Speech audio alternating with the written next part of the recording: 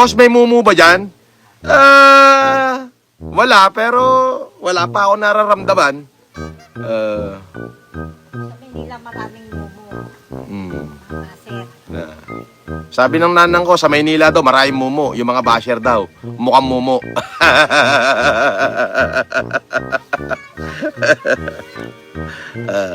Wala, asartalo kayo kay Reme. Nako, hindi nyo kaya to.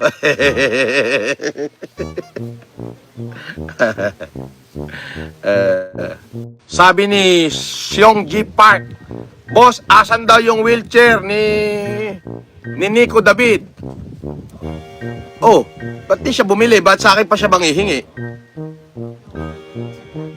Oh, di ba?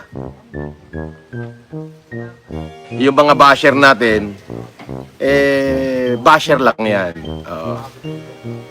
Pero mas masarap ang buhay dito, sa totoo lang, kaysa buhay dyan sa Maynila. Dito may kapayapaan. Kahit minsan, hindi pinakialaman ng aking ina yung buhay namin magkakapatid. Yung personal namin buhay. Pero pagka isa sa amin na nalalagay sa alanganin, doon mo makikita yung pagsuporta niya sa amin.